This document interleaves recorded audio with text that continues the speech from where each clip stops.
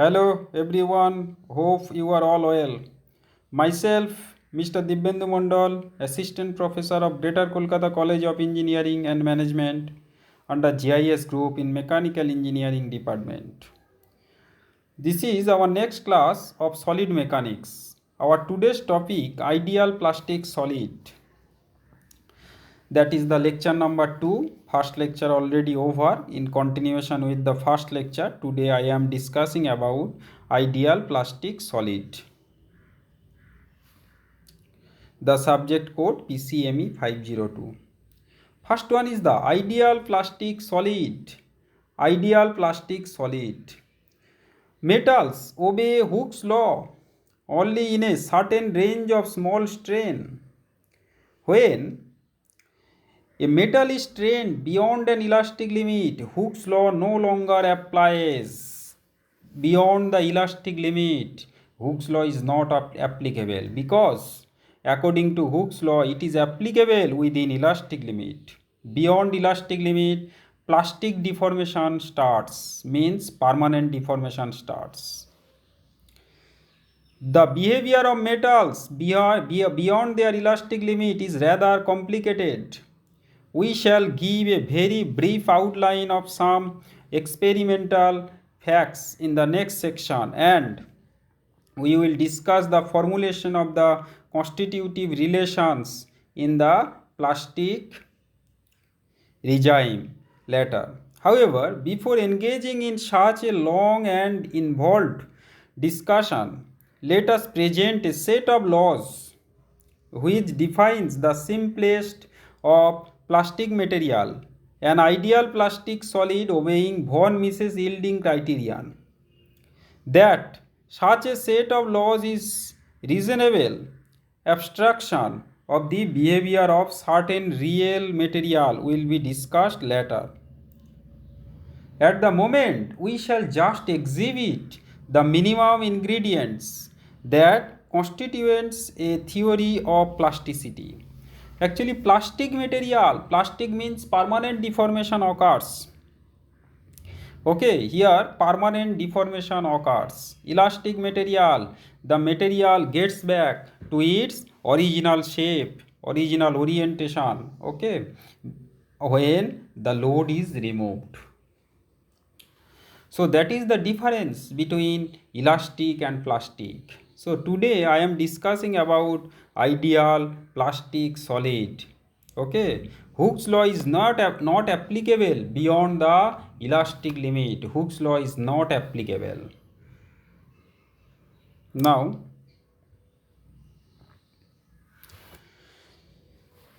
we defined the stress deviation sigma prime ij, which has a second invariant J2.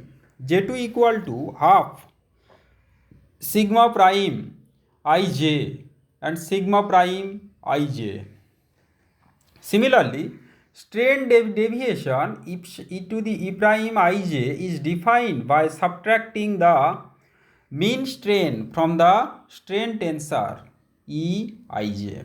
E prime ij, that is equal Eij minus 1/3 e to the power alpha alpha delta ij. E alpha alpha. So if the material is isotropic and obeys Hooke's law, then the formula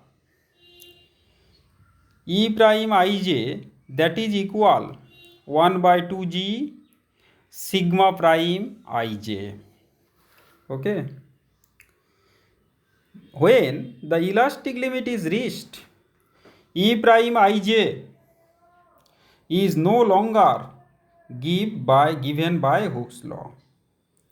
In this case, we define the plastic strain deviation as the actual strain deviation minus the strain deviation that would be computed if Hooke's law is still applied. Let the plastic strain is denoted by e to the power p, that is the plastic ij equal to e prime ij minus 1/2g sigma prime ik. Okay, ij. So that is the that is the plastic strain deviation. Very important formula. One is the elastic strain deviation, another one is the plastic strain deviation. Now our next slide.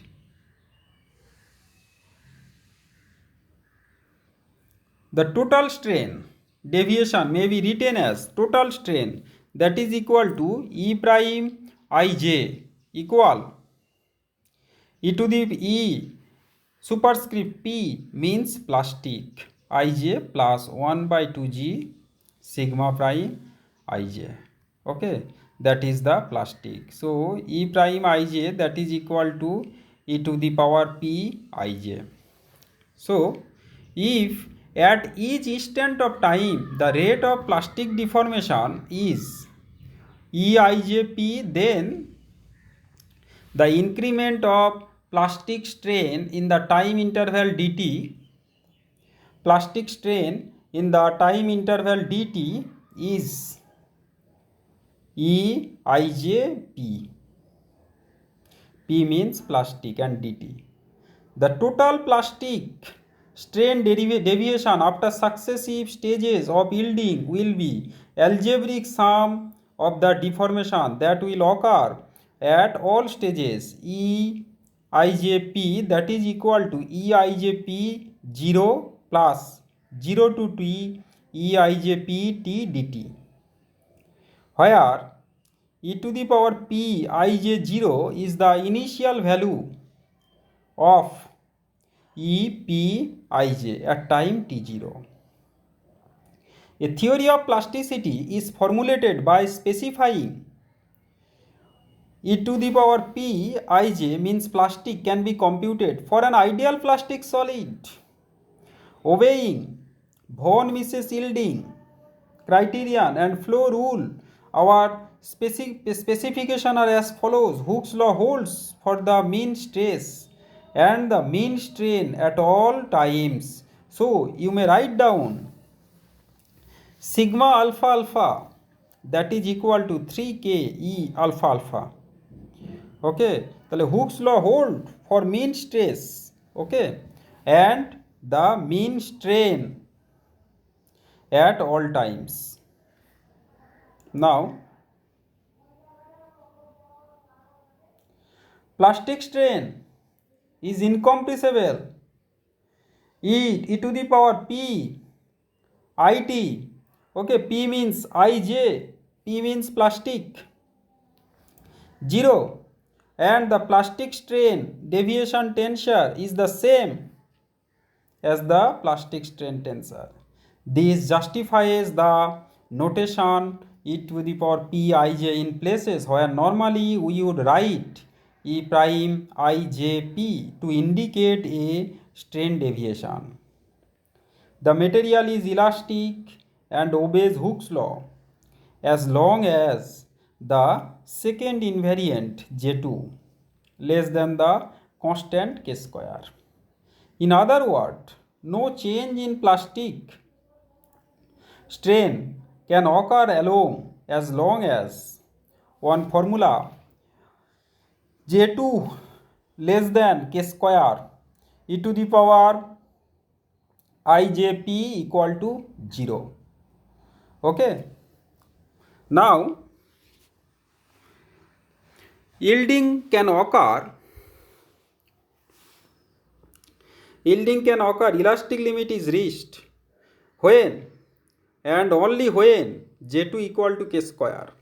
When the yielding condition J2 minus k square equal to 0 prevails, the rate of change of the plastic strain is proportional to the stress deviation. EIJP, that is equal to 1 by mu sigma prime ij. Okay. Now positive factor mu is a positive factor of proportionality which has the dimensions of the coefficient of viscosity of fluid, mu always greater than equal to 0. Any stress that corresponding J2 greater k square cannot be realized in the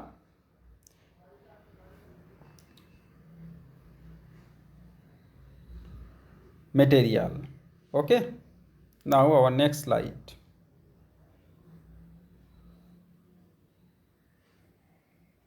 The set of laws above contains two essential parts: the criterion for yielding and the stress tensor strain relation in the elastic and plastic regimes.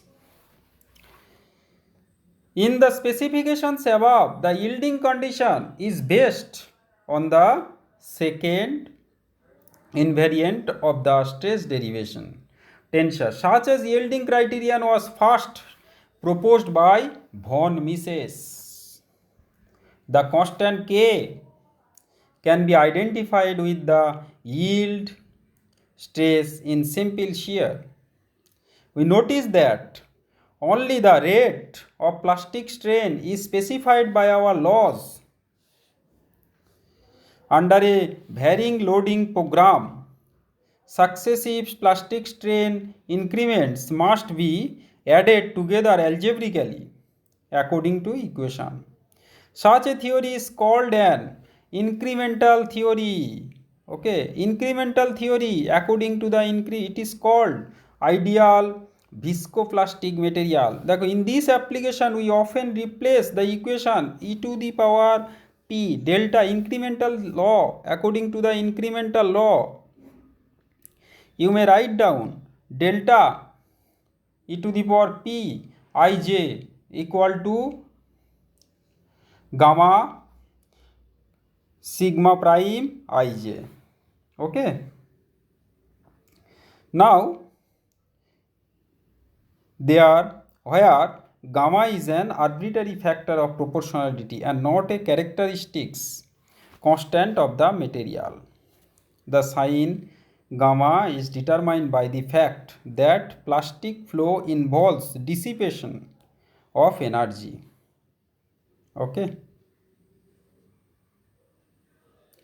some external information, very important thing, some external information. Simple tension test. Actually, tension test. When the ductile tension test means when the ductile material is pulled in a testing machine at room temperature, the load applied on the test specimen may be plotted against the elongation.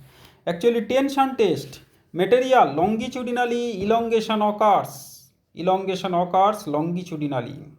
So epsilon, that is the strain, that is the L minus L0 divided by L0.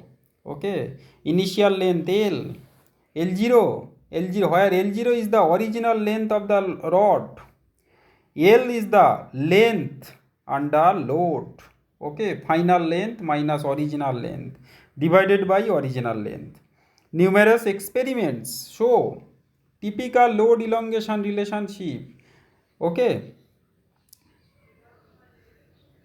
so simple tension test, this experiment is performed by universal testing machine. Okay, very expensive machine. If you do the experiment in universal testing machine, here you get the clear result about stress and strain. This is the stress strain diagram, very important stress strain diagram.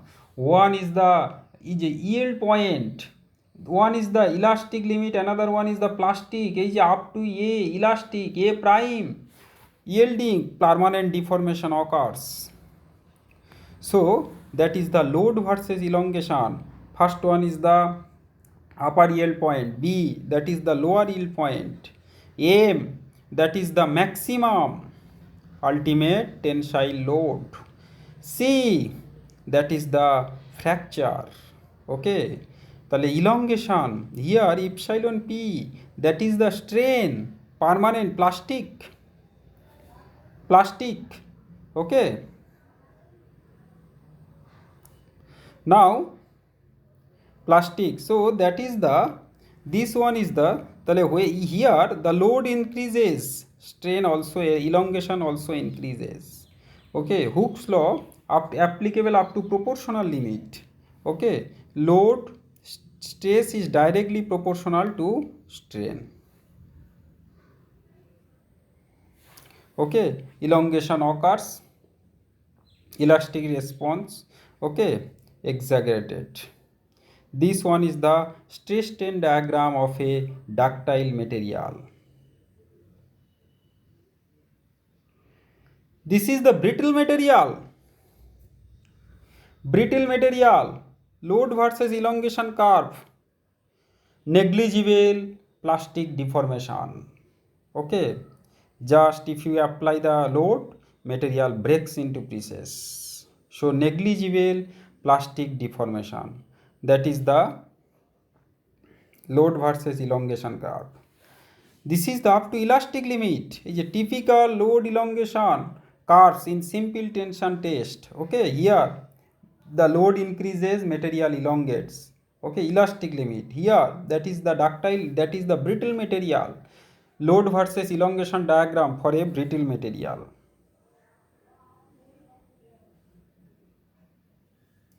Now, the initial region appears as a straight line. This is the region in which the law of linear elasticity is expected to hold. Mild steel shows an upper yield point and flat yield region which is caused by many microscopic discontinuous small steps of slip along slip planes of the crystals. Most other metals do not have such a flat yield region.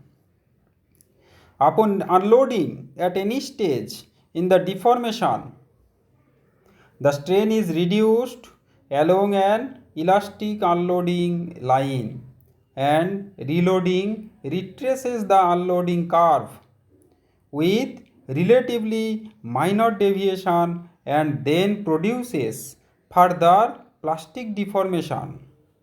Okay.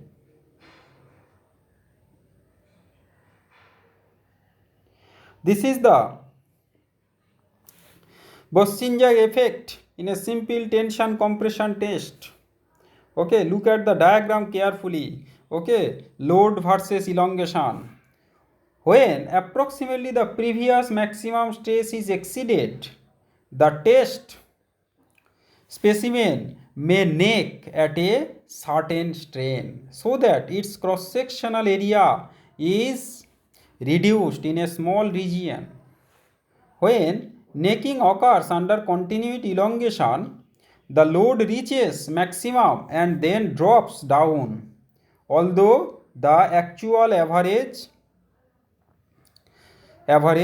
stress in the neck region. Okay, the maximum aim is the ultimate load. Beyond the ultimate load, the metal flows. At that point, C is the curve. The specimen breaks. Okay, C point, the specimen breaks. So, brittle material, the deformation before reaching the brittle, the load strain curve for a brittle material will appear previous diagram. Okay, previous diagram. So here the elongation, load versus elongation curve. Okay, this one, this is the load versus elongation curve.